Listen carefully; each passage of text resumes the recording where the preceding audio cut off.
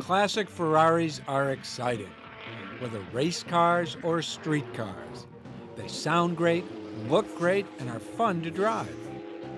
It isn't too surprising that they hold their value. Some Ferraris have even climbed into the $1 million range. The hottest market right now is in kind of the sports car, racing car sort of era of very special cars built after the classic era.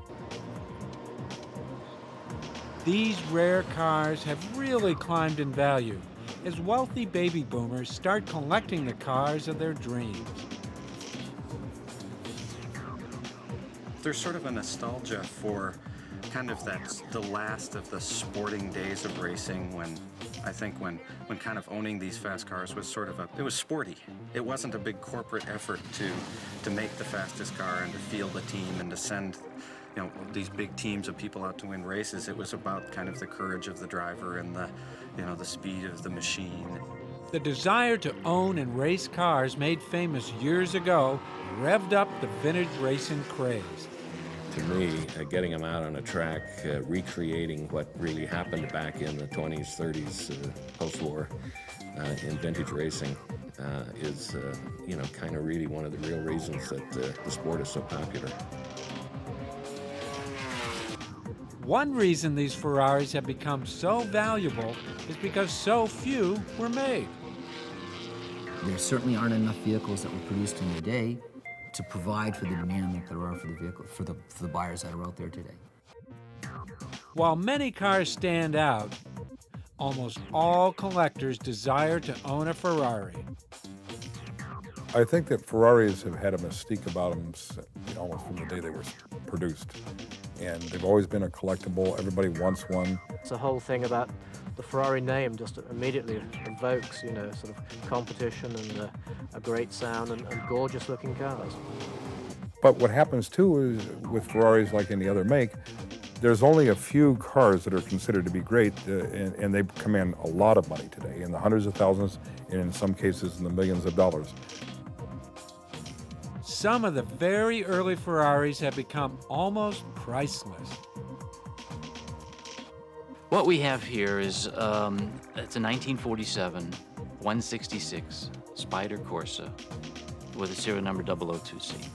It is there's lots of controversy of which is the first one, but this is the oldest Ferrari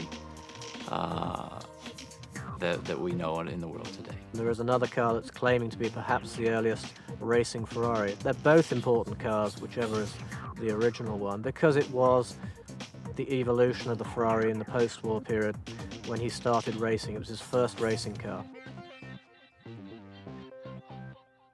Enzo Ferrari wanted to build the best race cars in the world. Ferrari was just dedicated to racing, and he produced road cars just to make money so he could be successful in the racing, and he was driven and determined, and that was his passion. His racing cars were light and powerful. They started to win races right away. They made Ferrari a household name. I ran into an Italian man who spoke English quite well, and he admitted he didn't know much about cars or Ferraris, which is unusual in Italy. But anyway, he went on to say that the one thing he did know about Enzo was that he was more important in Italy than the Pope. One of the secrets of Ferrari's fame and his car's success was the V12 engine he developed.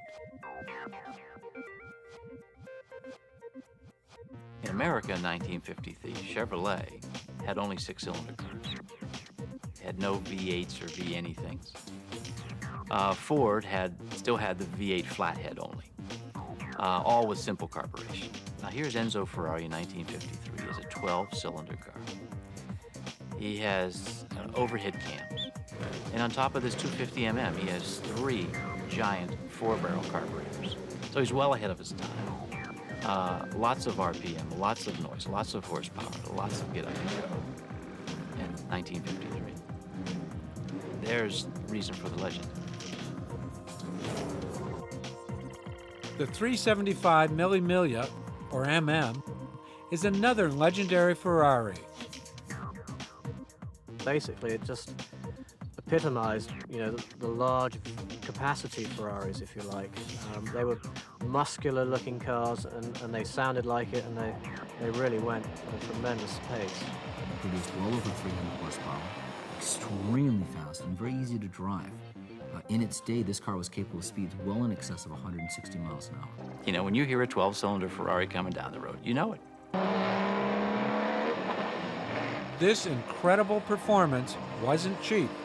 In 1954, if you had the ability and the opportunity and the right timing, you could have purchased one of these vehicles for something in the order of approximately $10,000 US. This was about 3 times the average salary of an American worker in 1954. But it might have been a good investment. Today, a vehicle of this nature, clearly well above $3 million. They were always bigger than life. They were always the giant legend to go after.